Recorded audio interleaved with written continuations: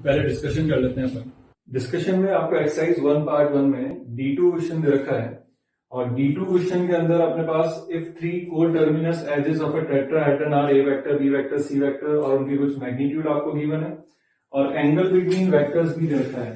तो आप सबसे पहले यहाँ पे निकाल लो ए डॉट बी क्या होगा। तो A dot B is mod A mod B into cos of A और बी के बीच में एंगल है pi by 3 that is cos pi by 3। तो ये 2 into 3 into 1 by 2 that is 3। B dot C will be equals to mod B mod C into cos, इनके बीच में angle है पाई बाय 4। तो B dot C हो गया आपके पास 3 into 4 into 1 by root 2। तो ये हो गया 6 रूट 2।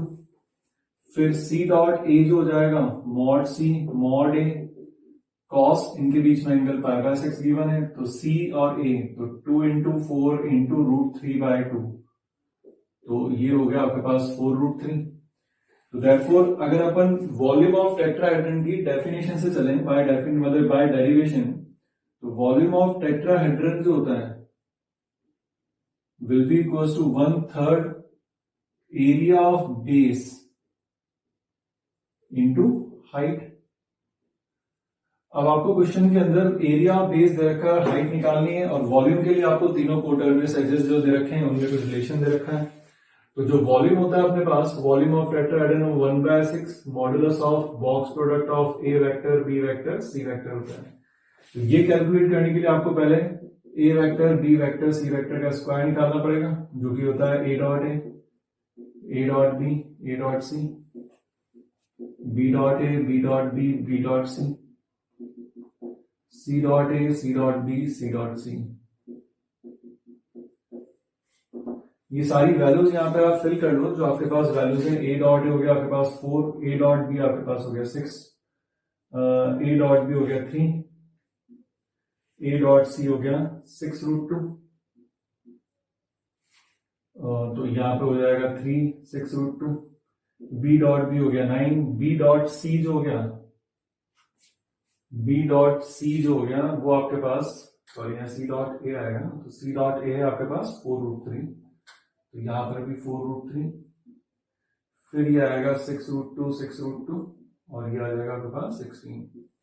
इसको कैलकुलेट कर लेना। इसको कैलकुलेट करने के बाद जो रिजल्ट आएगा वो आपके पास आता है 144 into under root of 6 minus 2।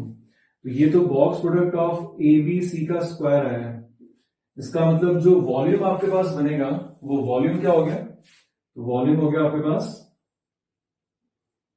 1/6 modulus of box product of A B C. तो वो वैल्यू कितनी रहेगी आपके पास 12/6 अंडर रूट ऑफ 6 माइनस 2। तो ये वैल्यू होगी 2। तो जैसे आप यहाँ वॉल्यूम रख दोगे तो वॉल्यूम हो गया आपके पास 2 into under root of root 6 minus 2 will be equals to 1/3 into area of base जो दे रखा है वो आपको कितना दे रखा है एरिया ऑफ बेस 2 इंटू जो हो जाएगी वो हाइट आ जाएगी आपके पास। तो ये यहां से कैंसिल हो गया। तो हाइट जो हो गई वो होगी 3 times under root of root 6 minus 2 units. ये इसका आंसर हो गया आपके पास। D2 के बाद जो आपको क्वेश्चन दिया हुआ है होमवर्क में वो है D7। D7 के अंदर क्या गिवन है अपने को, तो D7 की बात करें तो उसमें वॉल्यूम ऑफ टेट्राहेड्रन फाइंड करना है जिसके चारों वर्टिसेस आपको गिवन है। तो अगर चारों वर्टिसेस आपको टेट्राहेड्रन के गिवन है तो वो होगा आपके पास P 2 3 2, Q 1 1 1, R 3 minus 2 1 and S 7 1 4।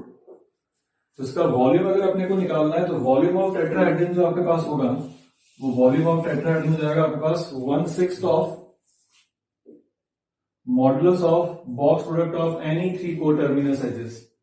तो कोटर्मिनस एजेस अपन PQ PR और PS लेते हैं। तो PQ vector PR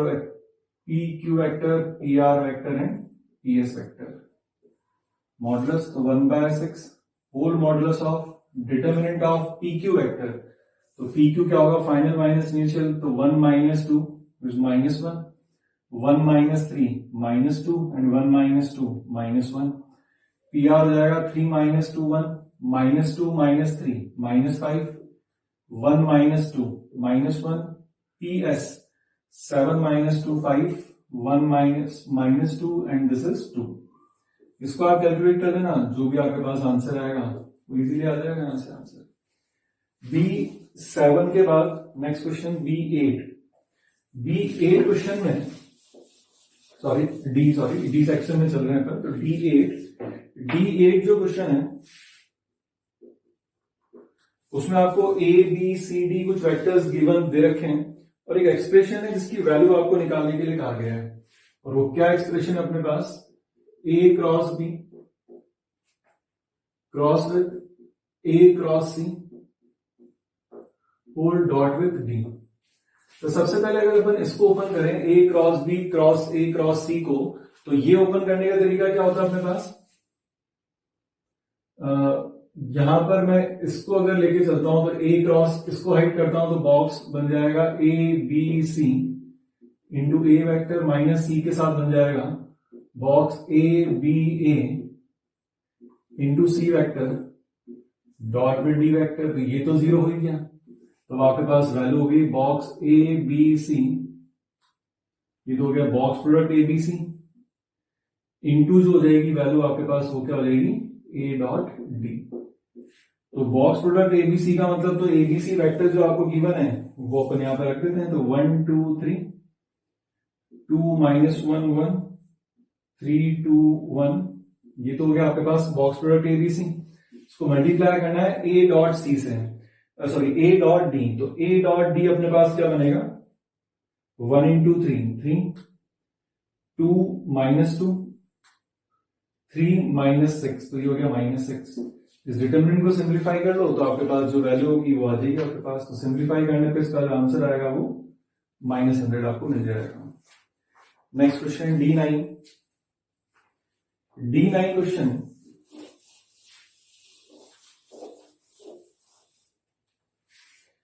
D9 question के अंदर आपको A वेक्टर B वेक्टर दे रखे हैं और एक C वेक्टर फाइंड करना है satisfying the conditions that it is coplanar with A vector and B vector. तो पहली कंडीशन तो ये हो गई कि जो C वेक्टर होगा जो कि A और B के कोप्लेनर है, तो C वेक्टर को अपन लिख सकते हैं lambda A vector plus mu B vector. ठीक है, साथ में लिखा हुआ है C वेक्टर का projection on B vector is 0, तो projection of that is projection of C vector on B vector will be equals to 0. That means C dot B divided by modulus of B will be equals to 0 हो जाएगा। जब अपन C dot B करेंगे तो यहाँ पे होगा C dot B will be equals to lambda A dot B plus mu B dot B। ये तो 0 हो ही गया, lambda और mu में आपको एक रिलेशन यहां से मिल जाएगा। A dot B कितना बनेगा अपने पास यहाँ पर lambda times A dot B, तो A डॉट B की वैल्यू आएगी आपके पास -2 plus 1 plus mu times B dot B, तो 4 mod B square that is 5 will be equals to 0। तो लैम्डा की वैल्यू आ गई आपके पास यहाँ पर 5 म्यू। तो ये जो लैम्डा की वैल्यू 5 म्यू आई है ये आप यहाँ पर पुट कर दो, तो this implies C vector will be equals to क्या बन जाएगा आपके पास, म्यू तो कॉमन आ गया 5A vector plus B vector. A vector B vector आपको दे रखे हैं, वो वैल्यू रख दोगे तो यहां से आपको C वेक्टर की वैल्यू मिल जाएगी। नेक्स्ट क्वेश्चन D12 क्वेश्चन में ABC are the unit vectors such that B is not parallel to C and ये कंडीशन गिवन है, तो angle that A makes with B and C क्या होगा आपके पास। तो D12 में एक कंडीशन दे रखी है आपको A cross 2B cross C will be equals to B vector. इसको मैं VTP से अगर ओपन करता हूं तो यहां पर आपके पास जो बनेगा ये 2B वेक्टर अंदर आ जाएगा A डॉट C, माइनस जो बनेगा C को ऐड कर लेते हैं तो बन जाएगा A dot 2B into C will be equals to B vector. तो जब आप यहां पर लिखा हुआ है क्वेश्चन के अंदर B vector is not parallel to C vector, तो इसका मतलब ये दोनों इनके कोफिशिएंट कंपेयर करने से काम चल जाएगा। तो 2 times a dot C will be equals to b का कोफिशिएंट वहां 1 है, and minus times a dot two b will be equals to 0। तो यहां से वैल्यू आ गई a डॉट b 0, इसका मतलब angle between a vector and b vector will be equals to 90 degree. यहां से a डॉट सी आपके पास हाफ आ गया। क्वेश्चन में एक चीज और गिवन है, एबीसी यूनिट वेक्टर्स हैं, तो ये क्या बनेगा, mod a mod c 1 cos theta equals to 1/2। इसका मतलब यहां से angle between a vector and c vector comes out to be 60 degree. ये इस क्वेश्चन का आंसर हो गया। D13 पे चले। D13 जो क्वेश्चन है ये तो अपन ने नोट्स में कर रखा है, आप वहां से रेफर कर सकते हो उसको। तो एक्सरसाइज 1 पार्ट 2 का क्वेश्चन नंबर D6। D6 जो क्वेश्चन है उसमें आपको कंडीशन दे रखी है कि ए बी वेक्टर तो दे रखे हैं, सी डॉट ए 0 है and C vector A vector B vector का बॉक्स प्रोडक्ट 0 है। इसका मतलब जो निकलता है कि C vector is coplanar with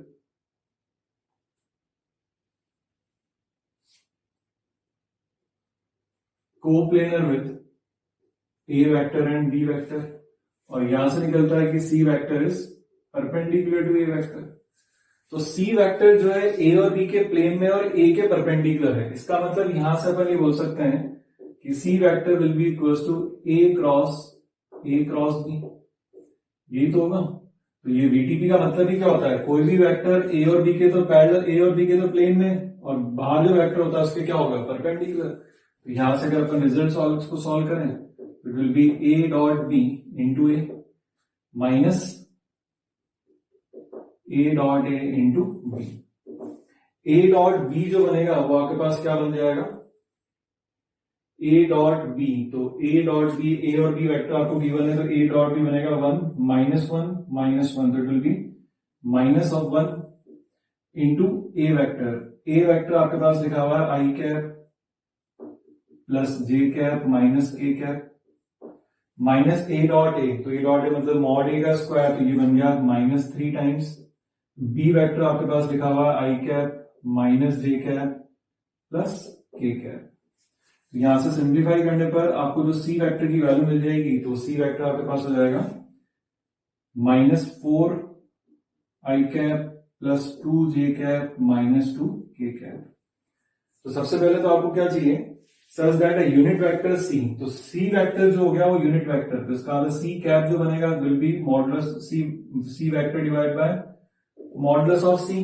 तो यूनिट वेक्टर जो आपके पास आ जाएगा वो कितना आ जाएगा आपके पास, माइनस 2 आई कैप प्लस जे कैप माइनस के कैप डिवाइड बाय √6। ये तो हो गया सी वेक्टर। अब आपको क्या चाहिए, then a unit vector D vector perpendicular to both A and C. तो देयरफॉर जो डी वेक्टर है वो परपेंडिकुलर है किसके, ए और सी दोनों के।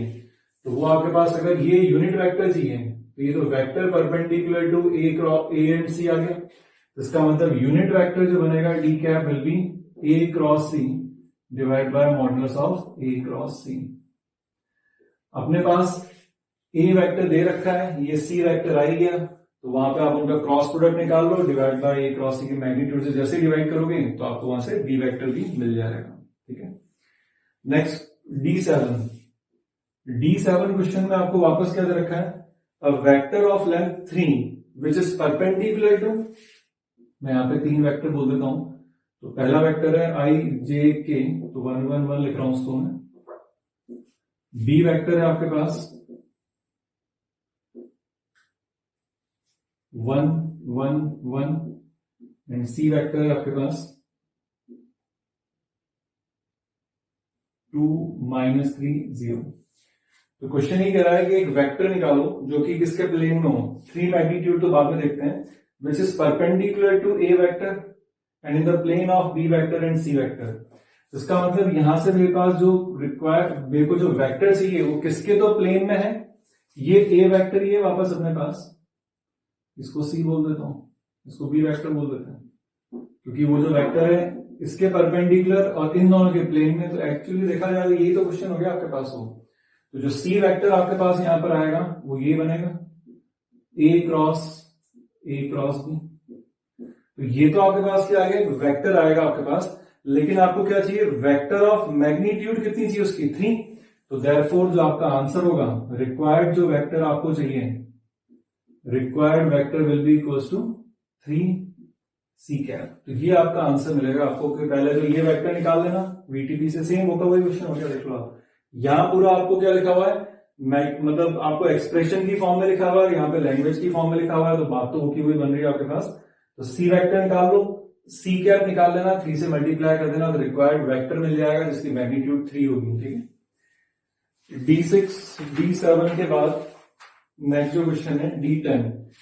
D10 क्वेश्चन में ये वेक्टर इक्वेशन का क्वेश्चन है। D10 के अंदर आपको दो कंडीशन दे रखी हैं, A vector dot X vector equals to C some scalar है, and A vector cross with X vector will be equals to what, B vector. तो आपको एक्स वेक्टर फाइंड करना है in terms of A B and scalar C की form में।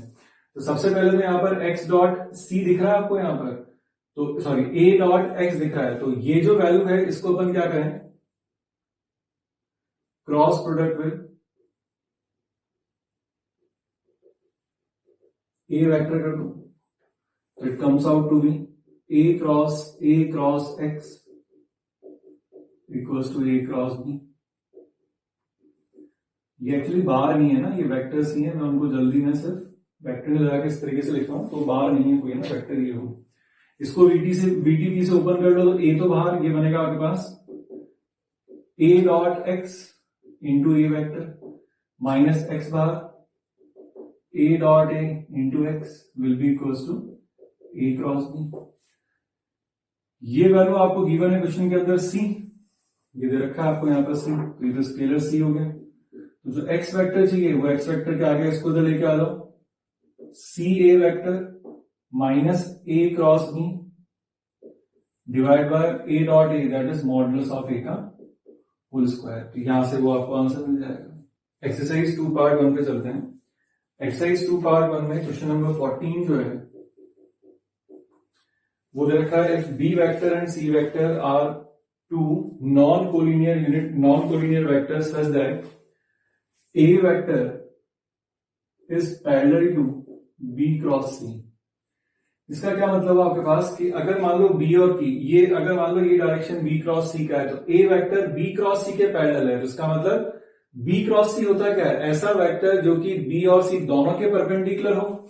इसका मतलब B cross सी हो गया क्या, बी क्रॉस सी हो गया बी और सी के परपेंडिकुलर, ठीक है, और ए उसके पैरेलल है, तो इसका मतलब मैं यहां से लिख सकता हूं A vector will be equals to lambda times B cross C. जहां से फर्दर अगर आप देखोगे तो A dot C equals to A dot B, ये दोनों आपके पास जीरो ही तो आएंगे। इसका मतलब क्या हो गया, ए वेक्टर और ए वेक्टर सी के परपेंडिकुलर है, ए वेक्टर बी के भी परपेंडिकुलर। यहाँ पे डॉट विद सी और डॉट विद ए कर दो, डॉट विद सी और डॉट विद बी कर दोगे, तो ये तो बॉक्स प्रोडक्ट जीरो हो जाएगा आपके पास। तो ये वैल्यू रिजल्ट आ गया। अब आपसे जो पूछा हुआ है वो क्या पूछा हुआ है,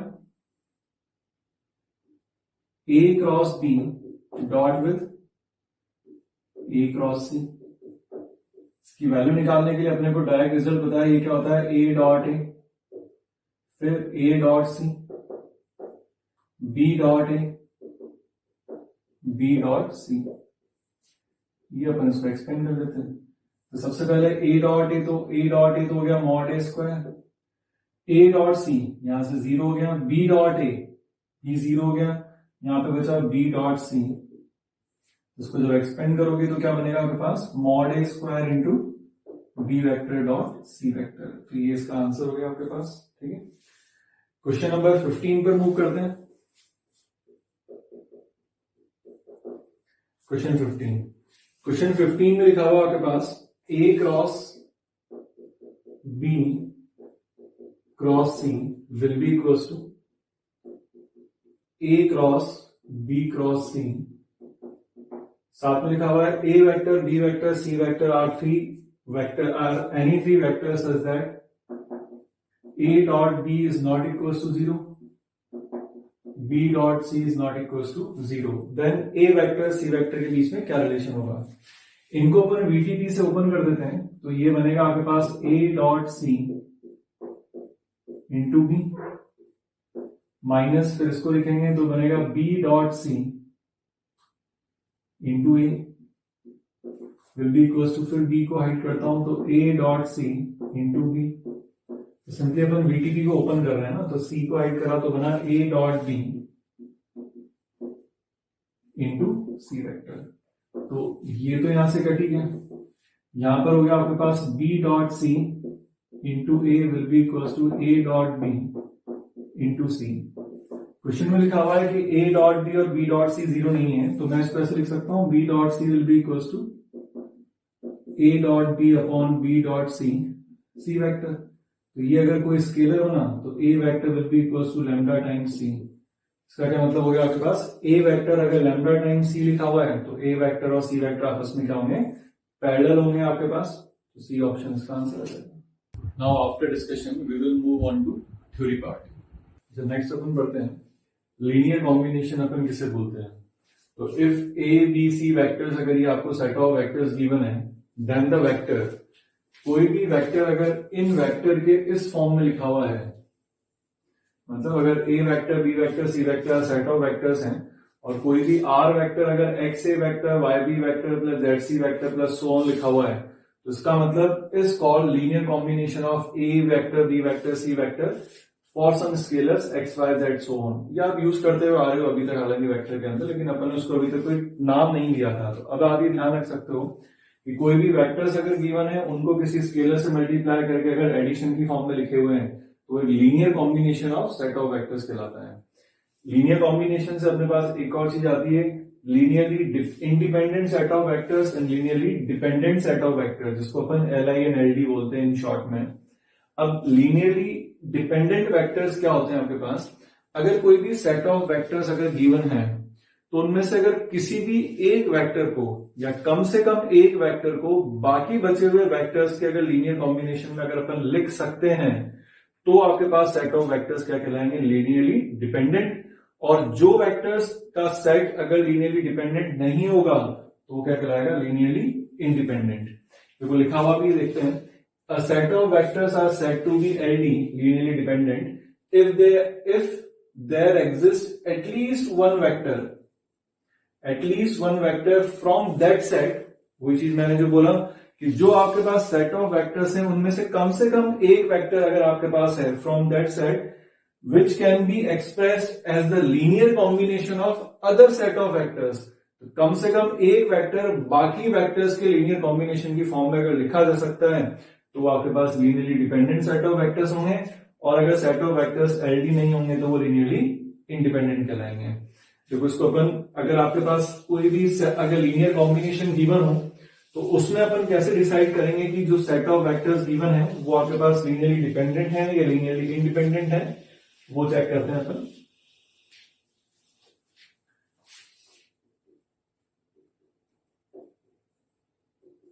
फर्स्ट नोट लिख लेते हैं,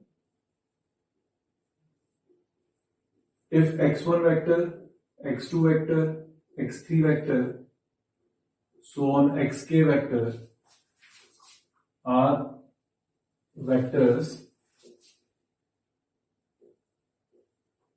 and k1, k2, so on up to xn vectors अपने पास हो गए और kn are scalars, then the linear combination, then k1 x1 vector plus k2 x2 vector, then for ऐसे लिखते हैं, then for the linear combination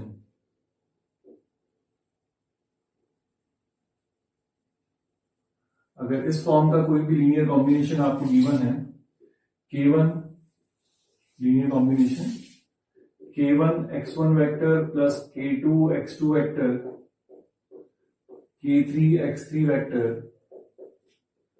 so on kn xn vector will be equal to, अगर 0 अगर आपको given है तो इस तरह का अगर लीनियर कॉम्बिनेशन आपको गिवन है, कॉमा देन द vectors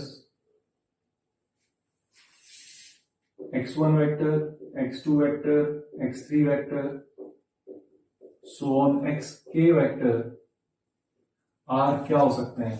तो यहां से दो पॉसिबिलिटी अपने पास आएंगी कि अगर ऐसा कोई भी लीनियर कॉम्बिनेशन आपके पास लिखा हुआ है सेट ऑफ वेक्टर्स का, तो उनमें ये सेट ऑफ वेक्टर्स एलडी कब होंगे और एलआई कब होंगे, अपन ये देखना चाह रहे हैं. Then the vectors x1, x2, x3 so on up to xn are linearly,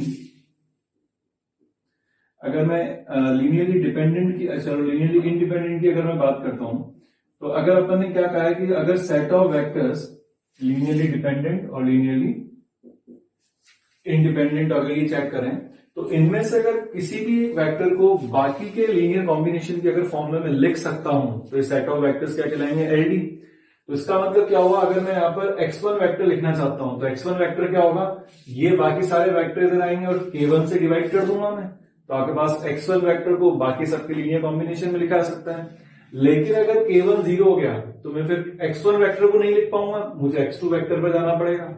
अब x2 वेक्टर को बाकी सबकी फॉर्म में लिखूंगा, तो x2 वेक्टर इक्वल्स टू क्या होगा, बाकी सब वेक्टर को इधर लेके आ जाओ और k2 से क्या कर दो, आप डिवाइड कर दो. लेकिन अगर k2 भी 0 हुआ, तो x2 को नहीं लिख पाऊंगा, x3 को लिख पाऊंगा, सो ऑन. इसका मतलब अगर किसी भी एक वेक्टर को बाकी वेक्टर्स के लीनियर कॉम्बिनेशन में अगर मुझे लिखना है, तो आपके पास वो लीनियरली डिपेंडेंट होगा. इसका मतलब क्या होगा, ये तभी पॉसिबल हो सकता है if at least one of k1, k2 so on up to kn is non-zero. तभी लिख पाओगे आप. दैट इज, अगर मैं मान लेता हूं कि मेरे पास यहां पर ये मान लेता हूं कि मैं सब मान लो k1 अगर आपके पास मान लेता हूं नॉन जीरो है, इसका मतलब x1 वेक्टर को मैं क्या लिख सकता हूं, -1/k1, बाकी सबके लीनियर कॉम्बिनेशन की फॉर्म में आ जाएगा.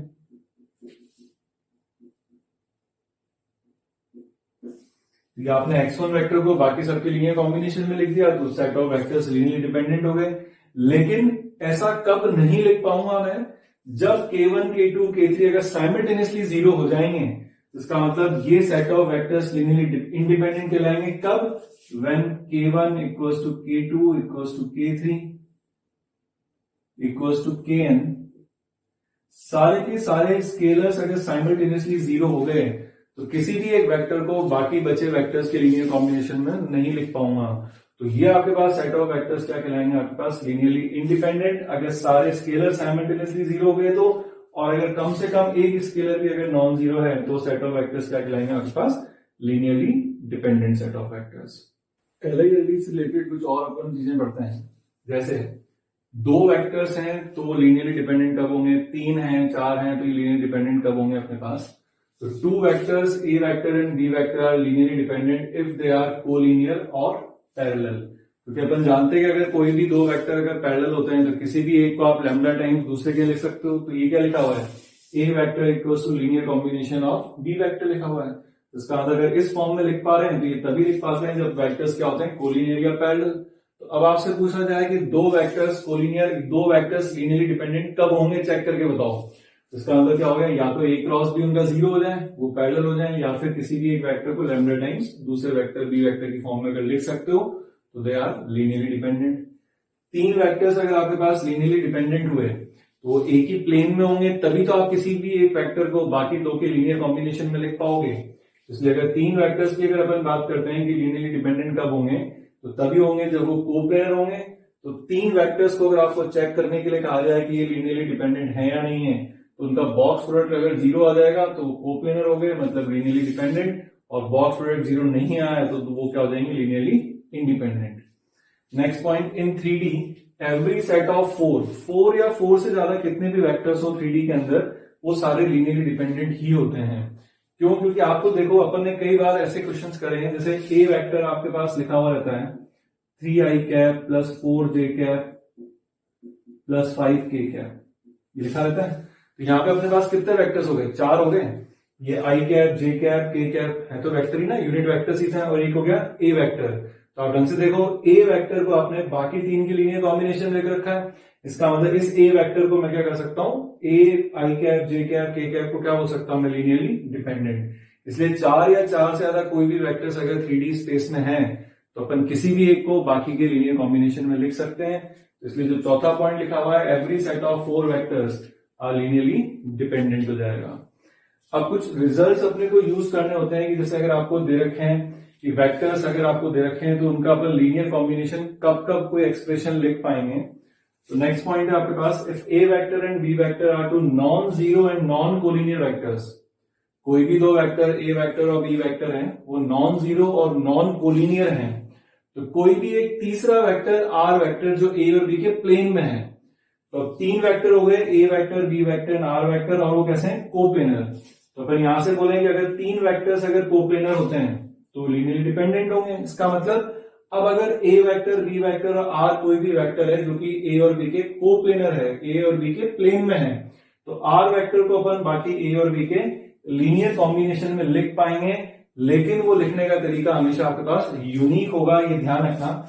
यूनिकली एक्सप्रेस कर पाएंगे अपन फॉर एक्स वाई जो स्केलर्स है उनकी कोई एक पर्टिकुलर वैल्यू के लिए ही आप आर वेक्टर को बाकी दो के लीनियर कॉम्बिनेशन में लिख पाओगे। इसका मतलब कभी भी आपको ऐसे कई बार इस तरह के क्वेश्चन अपन ने करे हैं शुरू में भी कि अगर आपके पास वेक्टर्स अगर इस फॉर्म में लिखे हुए हों कि अगर ए और बी दो वेक्टर्स लीनियरली आपके पास क्या है, non zero and non collinear हैं, तो अगर एक x1a vector plus y1b vector equals to x2a vector plus y2b vector लिखा हुआ है तो अपन डायरेक्ट कोफिशिएंट कंपेयर करते हैं ना, ये वही चीज लिखी हुई है आपके पास। ये रिजल्ट आया कैसे, देखो इसको अपन सिंप्लीफाई करें तो लिखा हुआ है x1 minus x2 a vector plus y1 minus y2 b vector equals to, ये 0 हो गया आपके पास। इसको मैं थोड़ी देर के लिए k1 बोल देता हूं और इसको मैं k2 बोल देता हूं। अच्छा, अपन ने अभी यहां पर लिख रखा है कि 2 vectors A vector and B vector are linear or collinear, अगर हुए तो वो लीनियरली डिपेंडेंट होंगे, लेकिन अपन ने यहां पर क्या लिखा हुआ है, नॉन कोलिनियर है। इसका मतलब A vector and B vector are linearly independent and A vector B vector are linearly independent. तो तभी होता है जब अभी अपन ने एक्सप्रेशन लिखा था ना, नोट फर्स्ट जो लिखा था इसमें k1 k2 k3 को सबको साइमल्टेनियसली 0 करना पड़ा था, तो वो रिजल्ट यहां पर आ जाएगा k1 equals to k2 equals to 0। तो जैसे k1 इक्वल्स टू k2 को दोनों को 0 करोगे तो x1 equals to x2 and y1 equals to y2 आ जाएगा।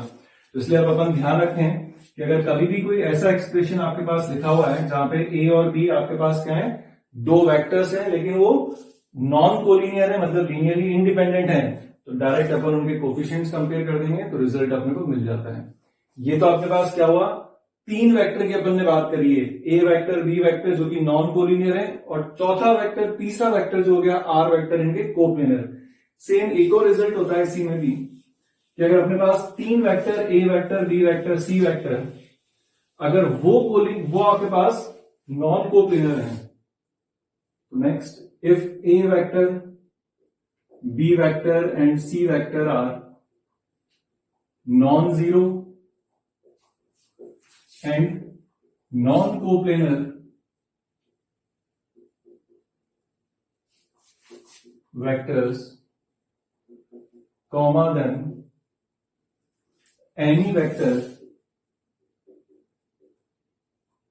R vector in space मतलब 3D can be uniquely expressed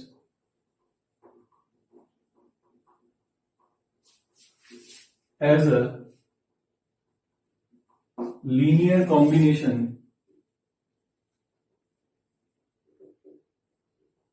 of A vector, B vector and C vector. That is, अब अपन देखा जाए तो अपने पास यहां पे कितने वेक्टर्स हो गए, A vector B vector C vector और चौथा वेक्टर हो गया आर वेक्टर। तो 4 वेक्टर्स हो गए एक 3D प्लेस 3D में। तो इसका मतलब ये चारों वेक्टर्स आपके पास क्या कहलाएंगे, अभी अपन ने पॉइंट लिखा था कि every set of 4 vectors are linearly dependent. इसका मतलब अगर A vector B vector C vector R vector अगर लीनियरली डिपेंडेंट है तो अपन आर वेक्टर को क्या लिख सकते हैं, X A vector plus Y B vector plus Z C vector. तो वापस अपन ने यहां क्या करा, 4 वेक्टर्स हैं अगर तो आपके पास किसी भी एक को तीनों के लीनियर कॉम्बिनेशन में लिख लो, तो वहां से आपके पास ये एक्स वाई जेड जो रहेंगे ये आपके पास कोई भी रियल होंगे, लेकिन ध्यान रखना ये आपके पास यूनिक वैल्यू ही आएगी। तो यूनिक वैल्यू से अपन वापस क्या बोल सकते हैं, दैट इज कि अगर आपके पास अब कभी भी ऐसा कहीं पर रिलेशन दिख जाए जहां पर तीन वेक्टर्स आपके पास लीनियरली इंडिपेंडेंट है, मतलब नॉन कोप्लेनर है, और ऐसा कोई कॉम्बिनेशन लिखा हो x1 a vector plus y1 b vector plus z1 c vector will be equals to x2 a vector plus y2 b vector plus z2 c vector. तो अपन यहां से डायरेक्ट इसको क्या बोल देंगे, डायरेक्ट आप क्या कर लो, कोफिशिएंट्स कंपेयर कर लो, x1 equals to x2 and y1 equals to y2 and z1 equals to z2। तो ये रिलेशन अपने पास हो जाएगा कि अगर आपके पास ये, लेकिन अपन कंपेयर तभी कर पाएंगे चाहे इस केस में हो या इस केस में हो, जब ये, जैसे यहां पर अगर बात करें तो ए वेक्टर बी वेक्टर यहां पर क्या थे, नॉन कोलिनियर थे, मतलब लीनियरली इंडिपेंडेंट, तो आपने कंपेयर करा। और इस तरह के एक्सप्रेशन में भी आप डायरेक्ट कंपेयर कब कर पा रहे हो, जब आपके पास A vector B vector C vector क्या है, नॉन कोप्लेनर होंगे, तो ही आप कंपेयर कर पाओगे। ठीक है, अब ये लीनियरली इंडिपेंडेंट और डिपेंडेंट के ऊपर अपना क्वेश्चंस ले लेते हैं। LILD पे क्वेश्चन देखते हैं।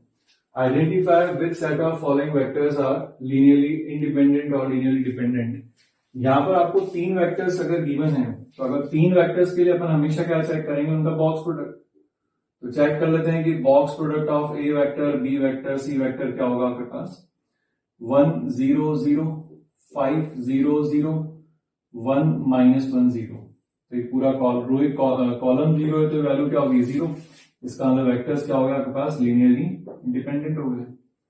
इसमें बात करें, यहां पर भी तीन वेक्टर्स हैं, तो इनको भी अपन चेक कर लेते हैं कि इनका box product, box A vector B vector C vector क्या बनेगा अपने पास, 1 -1 1 0 1 2 2 -1 एंड 1। ये जो वैल्यू अपन कैलकुलेट करेंगे तो 1 इंटू क्या आएगा, 1 + 2 माइनस माइनस प्लस, फिर ये जो वैल्यू हो जाएगी आपके पास 0 -4 प्लस 1 इंटू 0 -2। ये तो हो गया 3 और ये हो गया -6, तो that is equals to -3 not equals to 0। इसका मतलब बॉक्स प्रोडक्ट 0 नहीं है, तो ये कोप्लेनर नहीं है, इसका मतलब क्या होंगे, linearly independent set of vectors होंगे। अगर दो वेक्टर आते तो अपन उनका क्रॉस प्रोडक्ट चेक कर लेते, या ये चेक कर लेते कि कोई भी एक वेक्टर दूसरे के लैम्डा टाइम्स लिखा है या नहीं लिखा है। ठीक है, या तो 3 है तो अपन ने बॉक्स प्रोडक्ट से चेक कर लिया। नेक्स्ट क्वेश्चन पे मूव करते हैं। If A vector B vector C vector are non coplanar vectors हैं और एक लीनियर कॉम्बिनेशन आपको इस फॉर्म में लिखा हुआ है, तो ये जो लीनियर कॉम्बिनेशन आपके पास लिखा हुआ है उसको मैं लिख सकता हूं k1 a vector plus k2 b vector plus k3 c vector equals to 0, और साथ में लिखा हुआ है A vector B vector C vector are non coplanar.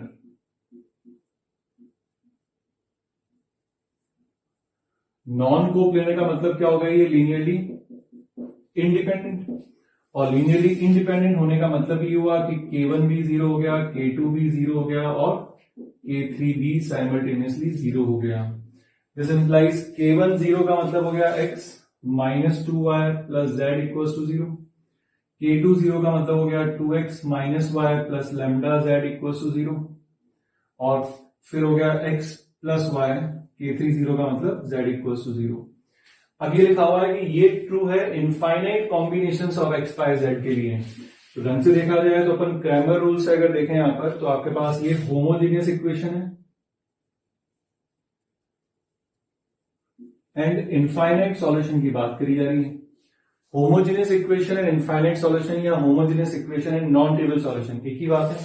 तो दिस इंप्लाइज उसका डी रहेगा वो 0 कर देते हैं क्रैमर रूल से। तो डी क्या बनेगा, 1 - 2 1 2 -1 लैम्डा 1 1 एंड 1 इक्वल्स टू 0। इसको आप कैलकुलेट कर लेना, लैम्डा की वैल्यू आपके पास 2 आ जाएगी। तो ये इसका आंसर हो गया। Next question, if x dot a 0 x dot b 1 box x a b 0 mod a mod b 2 and a dot b equals to 1, then find x vector in terms of a vector and b vector। अपन यहां से start करते हैं। ये जो condition given है, since box product x a b equals to 0, तो therefore इसका क्या मतलब हुआ, x vector a vector b vector are coplanar, that is linearly dependent है। अब अगर ये लीनियरली डिपेंडेंट है तो इसका मतलब अपन यहाँ पे क्या कर सकते हैं, this implies X vector can be written as lambda A vector plus mu B vector. अब अपने को लैम्डा और म्यू की वैल्यू फाइंड करने के लिए जो कंडीशंस गिवन है, देखो एक्स डॉट ए और एक्स डॉट बी आपको क्या दे रखा है, 0 और 1, तो उसको डॉट प्रोडक्ट कर लो, dot product with A vector and B vector. तो उसको डॉट प्रोडक्ट विद ए करोगे तो बनेगा X dot A equals to lambda A dot A plus mu B dot A. X dot A तो हो गया 0, ए डॉट ए मतलब मॉड ए का होल स्क्वायर, तो ये हो गया 4 लैम्डा, ए डॉट बी कितना दे रखा आपने को 1 plus mu will be equals to what 0। And दूसरी कंडीशन डॉट विद बी करते हैं, तो X dot B will be equals to lambda A dot B plus mu B dot B. X dot B आपको 1 दे रखा है, A dot B 1 हो गया और ये हो गया, तो lambda plus 4 mu will be equals to 1। इनको लैम्डा और म्यू के लिए आपको क्या करना है, कैलकुलेट सॉल्व करना है। एक काम करता हूं, इसको लैम्डा से मल्टीप्लाई करके, इसको 4 से मल्टीप्लाई करके क्या करता हूं, सब्ट्रैक्ट कर देता हूं। तो उसको 4 से मल्टीप्लाई करके सब्ट्रैक्ट करूंगा तो ये तो गया, यहाँ 16 माइनस 1 कितना हो गया 15, और उधर -1 बचा, तो lambda comes out to be -1/15। Lambda की वैल्यू -1/15 रखोगे तो म्यू आ जाएगा आपके पास 4/15। ये जो वैल्यूज आई हैं इनको फर्स्ट जो अपने पास ये कंडीशन लिखी हुई है इसके अंदर रख दो, तो आपके पास यहां पर एक्स वेक्टर की जो वैल्यू आ जाएगी वो कितनी आ जाएगी, -1/15 A vector plus 4/15 B vector. ये आपका इस क्वेश्चन का आंसर हो गया। Next question, prove that a vector R vector in space can be expressed linearly in terms of the 3 non coplanar and non zero vectors A vector, B vector and C vector in the form this। तो मतलब R vector को 3 non coplanar and non zero vectors A vector, B vector, C vector की form में, इस form में आपको express करना है। तो अपने अभी अपन ने पढ़ा था कि इन स्पेस और in 3D any set of 4 vectors are always linearly dependent. तो देयरफॉर अपन यहां पर क्या बोल देते हैं कि लेट R वेक्टर जो हो गया, A vector, B vector, C vector यहां पर क्या है आपके पास ऑलरेडी नॉन कोप्लेनर मतलब लीनियरली इंडिपेंडेंट है, तो अपन आर वेक्टर को लिख सकते हैं X A vector plus Y B vector plus Z C vector. अब एक्स वाई जेड की वैल्यू फाइंड करने के लिए यहां पे देखते हैं कि आपके पास ए वेक्टर का कोफिशिएंट जो लिखा हुआ है ये box product of R B C है। इसका मतलब ये लिखा हुआ है आर डॉट बी क्रॉस सी।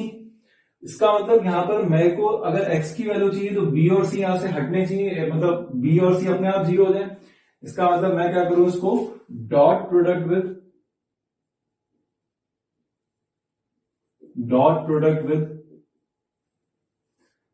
b cross c।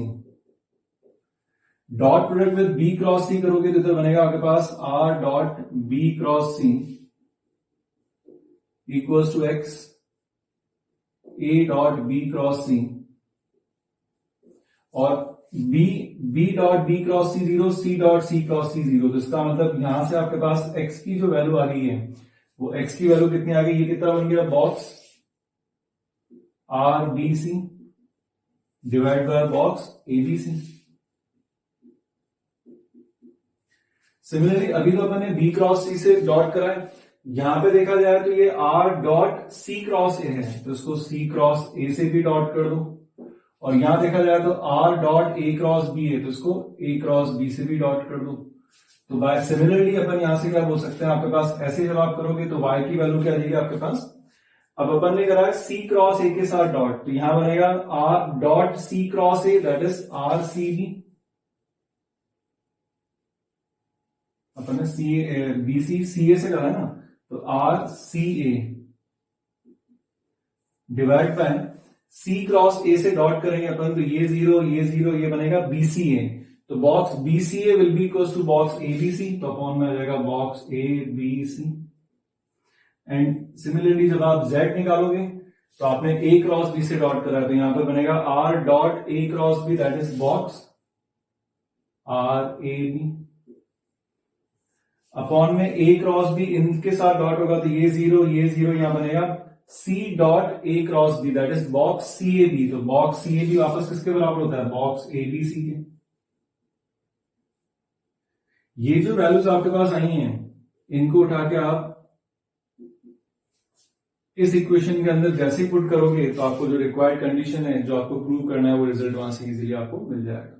तो नेक्स्ट दो चीजें अपन देखते हैं कि अगर कुछ पॉइंट्स जो दे रखे हैं वो आपके पास कोलिनियर होंगे या कोप्लिनियर होंगे तो कैसे चेक करेंगे। तो फर्स्ट नोट लिखा हुआ है 3 points A B C with position vectors A vector B vector C vector are respectively are collinear if. अगर आपके पास कोई भी 3 पॉइंट्स अगर कोलिनियर होंगे तो ऑब्वियसली एरिया ऑफ ट्राइंगल 0 होगा, और एरिया ऑफ ट्राइंगल होता है half A B cross A C 0। इसका मतलब modulus of A B cross A C अगर 0 होगा तो वेक्टर्स क्या होंगे आपके पास, ए बी सी 3 पॉइंट जो होंगे वो क्या हो जाएंगे आपके पास, कोलिनियर हो जाएंगे। एक और तरीका है कि अगर 3 पॉइंट्स अगर आपके पास अगर ये कोलिनियर है तो अपन क्या करेंगे, यहां से आप कोई भी एक पॉइंट लो और वहां से 2 वेक्टर्स ऑरिजिनेट कर दो। अगर कोई भी एक पॉइंट लेकर 2 वेक्टर्स लिखोगे, A B vector A C vector, अगर A B vector lambda times A C हो गया तो obviously A B cross A C क्या आएगा, 0 आएगा। तो एरिया ऑफ ट्राइंगल 0 हो गया तो ए बी सी तीनों क्या हो जाएंगे, कोलिनियर हो जाएंगे। तो 3 पॉइंट्स को कोलिनियर चेक करना है तो अपन ये कर सकते हैं, ए बी वेक्टर निकालो ए सी वेक्टर निकालो, लैम्डा टाइम्स आते हैं तो कोलिनियर हो जाएंगे। एक और तरीका है, ये 3 तरीके हैं आपके पास कोलिनियर को चेक करने का, ठीक है। अच्छा, तीसरा तरीका है there exist scalars X Y Z, जहां पर सारे के सारे 0 नहीं होंगे लेकिन अगर उनका एक्स वाई जेड की फॉर्म में अगर A vector B vector C vector जो कि पोजीशन वेक्टर है 3 पॉइंट्स के, तो उनका लीनियर कॉम्बिनेशन अगर 0 है, जहां पर एक्स वाई जेड साइमल्टेनियसली 0 नहीं होंगे लेकिन X plus Y plus Z अगर 0 हो जाता है तो भी आपके पास वो 3 पॉइंट्स ए बी सी क्या बन जाएंगे, आपके पास कोलिनियर हो जाएंगे। तो ये मैटर थोड़ा सा ध्यान रखना कि अगर 3 पॉइंट्स अगर कोलिनियर हैं तो उनके पोजीशन वेक्टर्स का लीनियर कॉम्बिनेशन का सम अगर 0 है, जहां पर स्केलर्स एक्स वाई जेड सारे 0 नहीं है लेकिन अगर उन तीनों स्केलर्स का सम 0 हो जाता है तो 3 पॉइंट्स ए बी सी जिनके position vector A vector B vector C vector है वो क्या हो जाएंगे आपके पास, कोलिनियर हो जाएंगे, ठीक है। ऐसे अपन सेकंड पॉइंट लिखते हैं, the 4 points A B C D with position vectors a vector b vector c vector and d vector respectively। यहां पर ये 4 पॉइंट्स अपन ने ले लिए a b c d with position vector a vector b vector c vector d vector are coplanar। Upon 3 vector की बात नहीं कर रहे हैं, 3 पॉइंट्स की बात नहीं कर रहे हैं, अपन 4 पॉइंट्स की यहां पर बात कर रहे हैं कि 4 पॉइंट्स अगर आपको गिवन है तो 4 पॉइंट्स को अपन कैसे चेक करेंगे कि चारों पॉइंट्स आपके पास कोप्लेनर हो। तो उसका पहला तरीका होगा आपके पास कि अगर 4 पॉइंट्स अगर यहां पर कहीं कोई भी दे रखे हैं ए बी सी डी, अगर ये एक ही प्लेन में है तो आप किसी भी एक पॉइंट से 3 वेक्टर्स ऑरिजिनेट कर लो, ए B A C A D.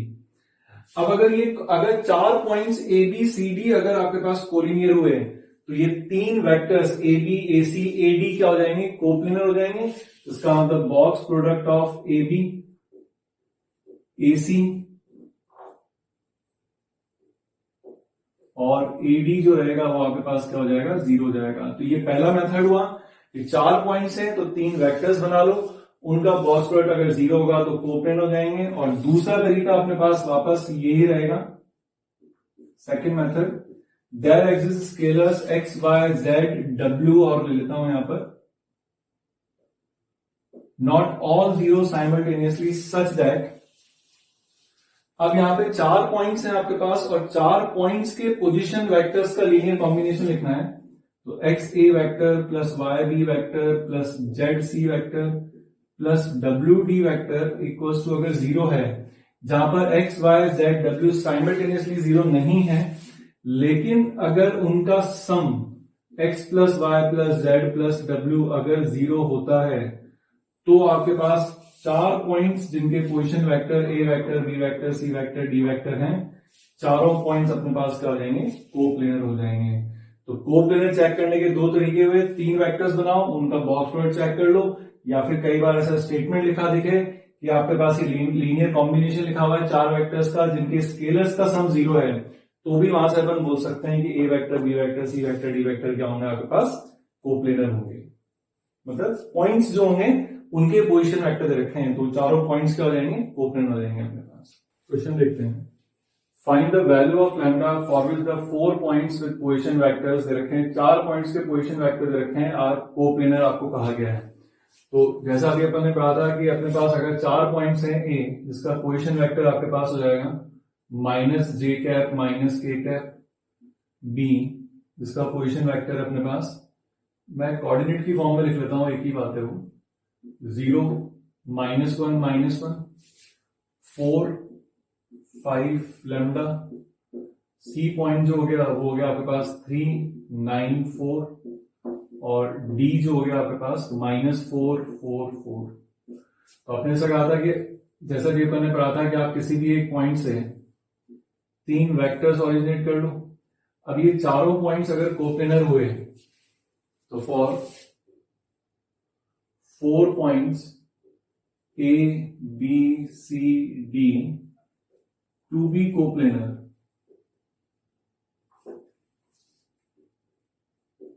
A B vector, A C vector, A D vector का बॉक्स प्रोडक्ट क्या हो जाएगा आपके पास 0।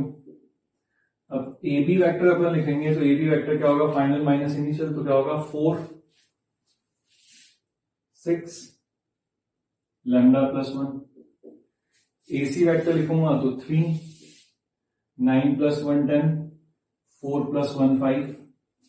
ए डी वेक्टर लिखूंगा तो -4 4 +1 5 and again 4 +1 5 will be equal to 0। यहां से आप इसको कैलकुलेट कर देना, सिंपली डिटरमिनेंट को एक्सपेंड करना, लैम्डा की वैल्यू आपके पास 1 आ जाएगी। तो ये इसका आंसर हो गया। हो सकता है यहां पर आपको लैम्डा की वैल्यू नहीं देके लैम्डा की कुछ पर्टिकुलर वैल्यू देता, फिर पूछता कि चारों पॉइंट्स कोप्लेनर है या नहीं है, तो डायरेक्ट आपको 3 वेक्टर्स निकालो, 3 वेक्टर्स का बॉक्स प्रोडक्ट अगर 0 आएगा तो कोप्लेनर है, और कोप्लेनर दे रखा है तो बॉक्स प्रोडक्ट 0 कर दो, जो भी अननोन होगा उसकी आपके पास वैल्यू आ जाएगी। नेक्स्ट क्लास के लिए आप लोग ये होमवर्क नोट कर लो।